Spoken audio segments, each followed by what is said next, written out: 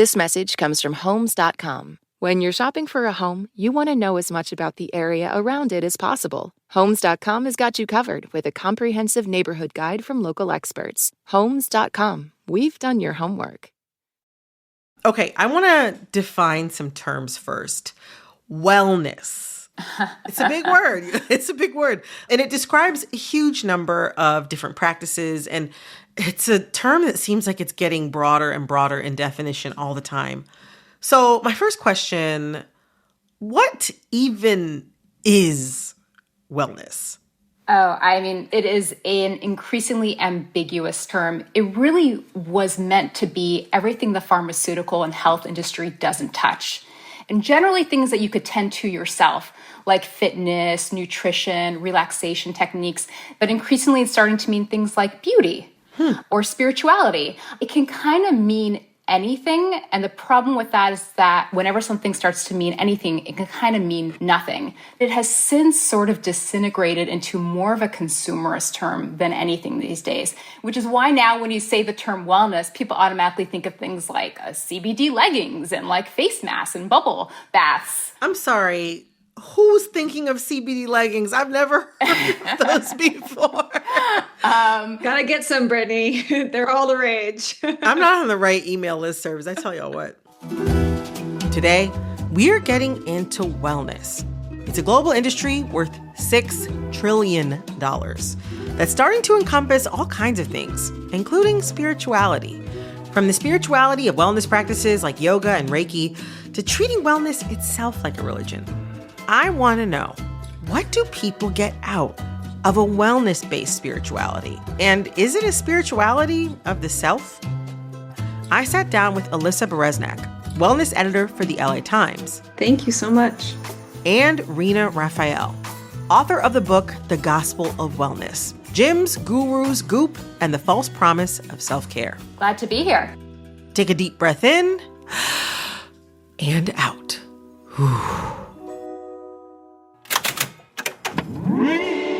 Hello, hello.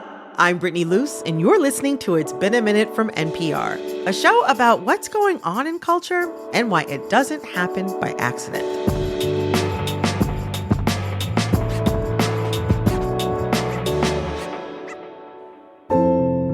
Well, y'all, it's almost the end of the year. And before we get into one of the biggest trends of the year, I want to look back.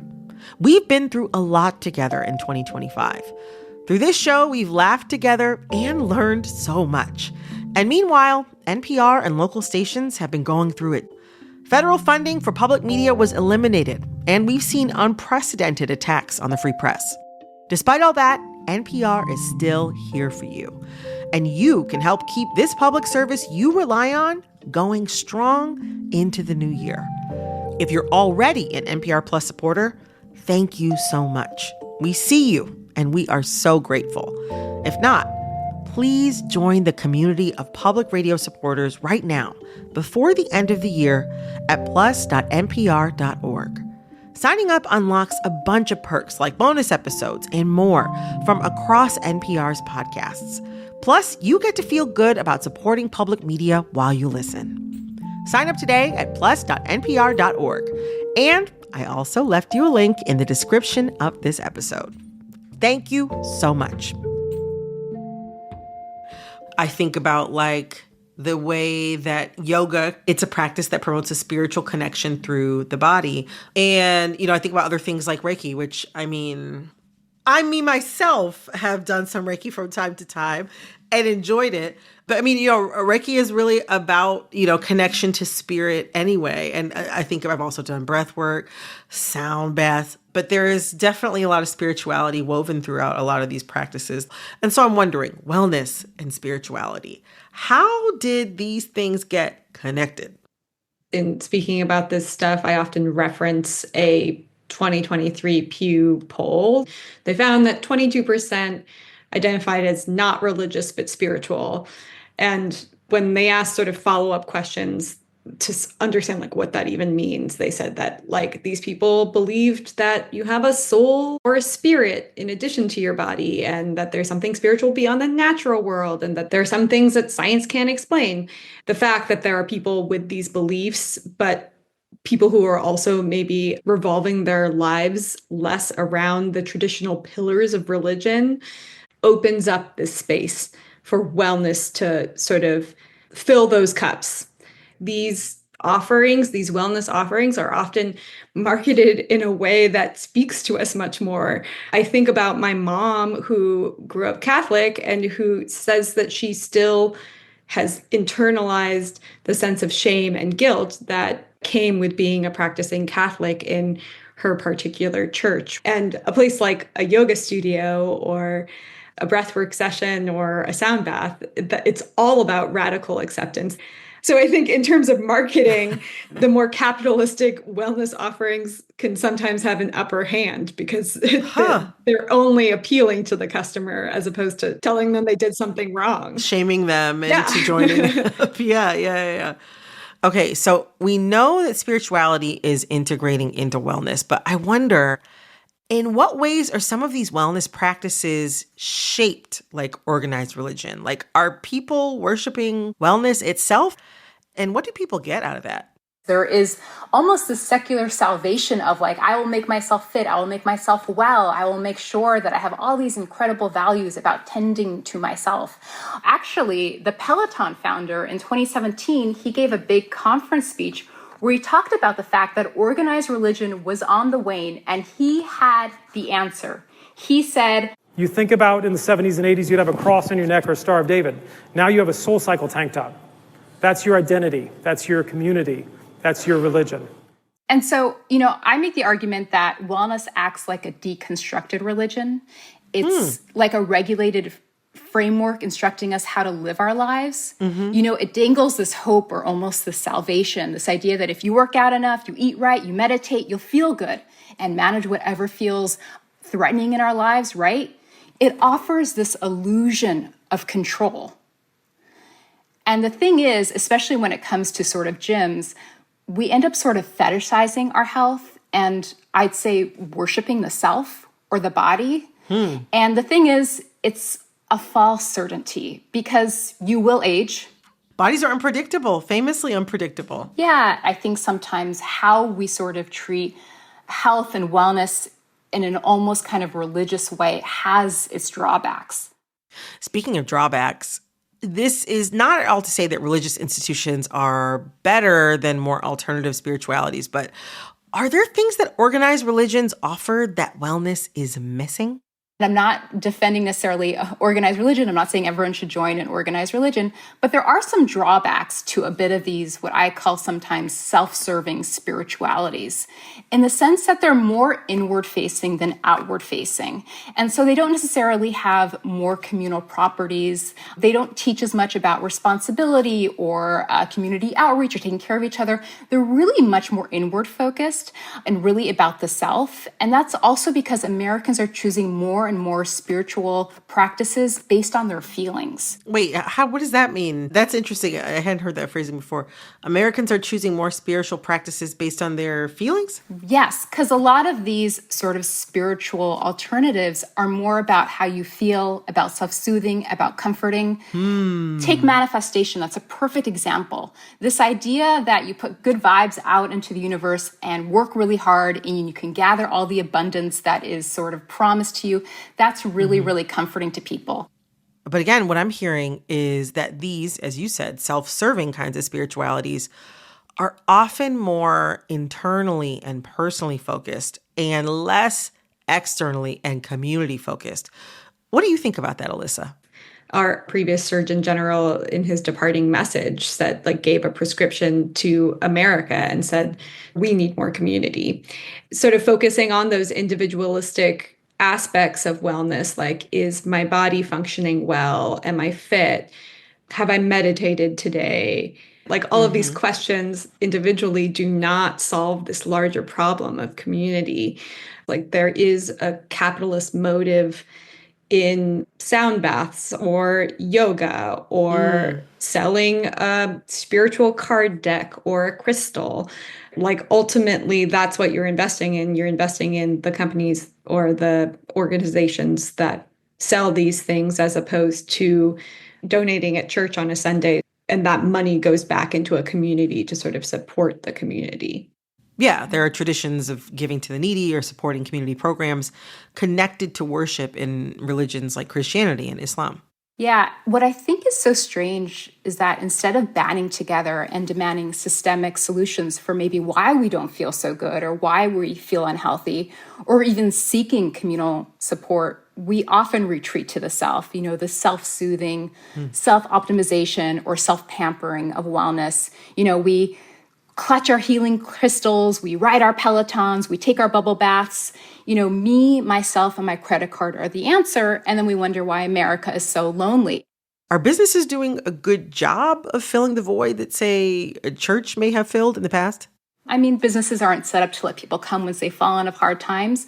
Organized religion has sort of figured out a way to really help people who have sort of lost their jobs or fallen on hard times.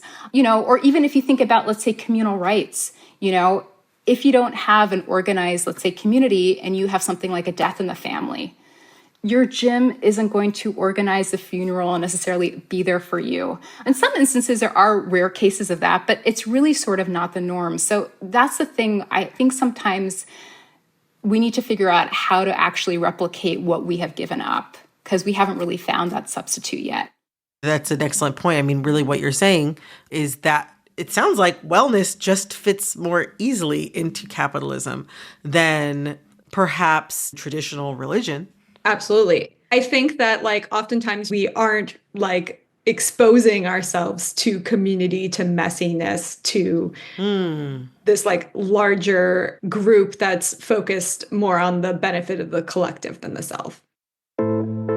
Coming up, how wellness culture can promote conspirituality, meaning the intersection of conspiracy and spirituality. The flip side of optimism is gullibility, which is why a lot of people who are very into wellness can sometimes fall for things that just have no evidence behind them. Stick around.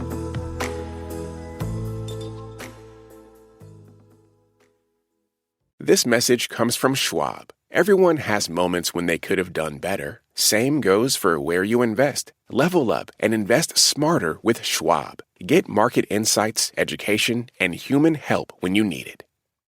Support for this podcast and the following message come from Mint Mobile.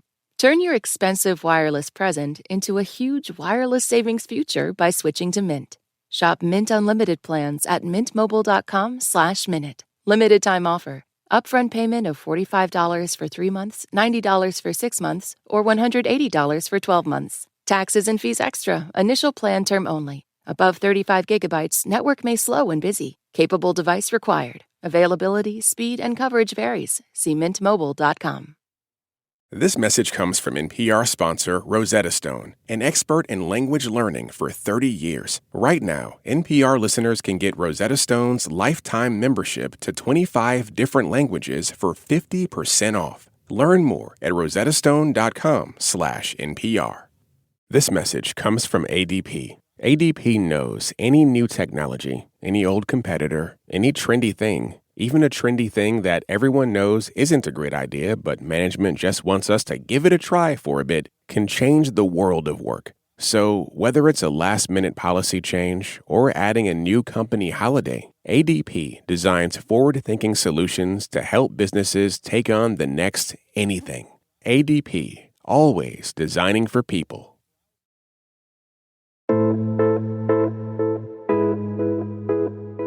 Sometimes that kind of intense focus on the self, as we're discussing, doesn't leave much room for the messiness of other people, but also doesn't leave much room for things to be outside of your control. I think that partially because of that, there are ways in which some of the, body-based spiritualism or spirituality kind of happening can curdle into things like orthorexia or even, conspiracy. I think a lot of us have seen that pop up in the past few years. Some people have discussed the wellness to QAnon pipeline. Yeah, I recently attended the Conscious Life Expo, which is this long-running convention that is, I would say, just call it the wooest of the woo. And there's these more mainstream, I would say, workshops that focus on breath work or sound baths or feng shui or what have you. And then there's something called the rabbit hole, which is like where all the conspiracy theorists go. That contingent has really grown. I was there a few weekends ago and taking part in something called like a past life regression session. I won't get into that. I was going to say, I don't know what that is. Not worth getting into. Okay. But through the wall, I could hear someone who was like an intense anti-vaxxer, and hearing the very like light, sort of meditative voices of the practitioners from Sedona who were trying to get us to like meditate about a past life regression.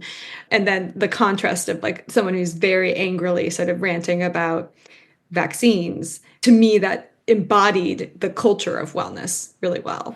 Yeah. And I think that's what we mean when we say that like belief is such a huge part of the wellness industry. It's also just so part and parcel of America. Like, we happen to be a highly optimistic and consumerist nation. And the flip side of optimism is gullibility, which is why a lot of people who are very into wellness can sometimes fall for things that just have no evidence behind them. Wow, I'm sorry.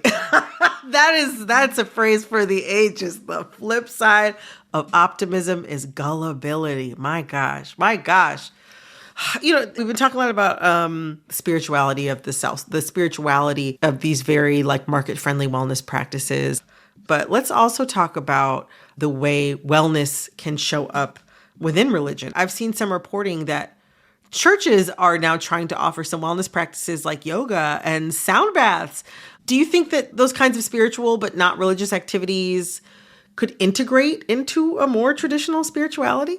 I actually wrote a piece for the New York Times about this. So now you have things like Ramadan boot camp. You have like Catholic meditation apps. And basically because they're seeing that people want to meld their wellness with their spiritual practice.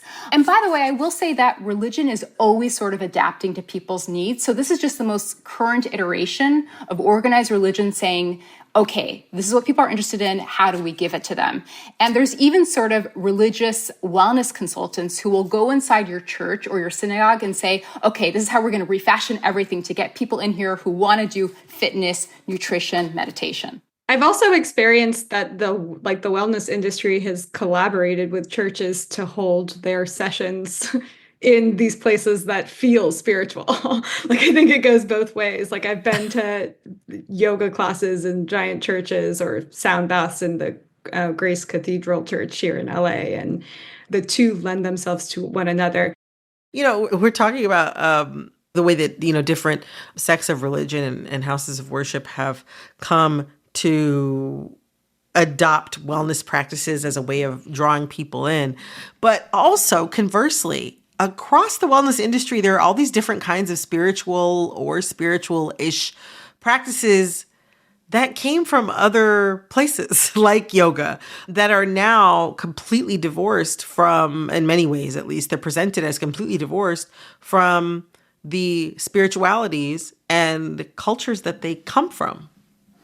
Yeah, completely. A lot of these things are taken from different practices and oftentimes sort of molded to really serve the self.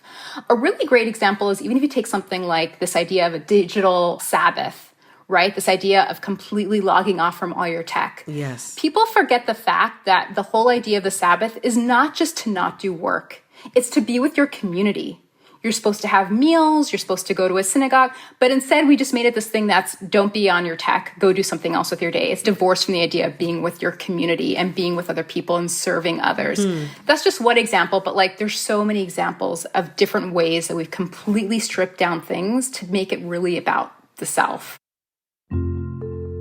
Oh my gosh, you all have made me see so many things about the wellness industry very differently, but in a good clarifying way. So I thank you both so much for coming on today. This was great. This is so much fun. Thanks for having us. Yeah, thank you so much. That was Alyssa Bereznak, wellness editor for the LA Times, and Rina Raphael, author of the book, The Gospel of Wellness, Gyms, Gurus, Goop, and the False Promise of Self-Care. This episode of It's Been a Minute was produced by Liam McBain. This episode was edited by Nina Patak. Engineering support came from Zoe Vangenhoven. Our supervising producer is Barton Girdwood. Our executive producer is Verilyn Williams. Our VP of programming is Yolanda Sanguini. All right, that's all for this episode of It's Been a Minute from NPR.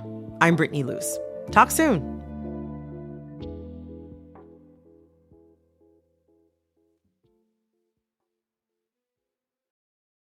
This message comes from the Sierra Club, fighting to protect America's national parks and forests. These public lands are the nation's legacy, and their future is worth fighting for. Donate at sierraclub.org/NPR, and your gift will be matched.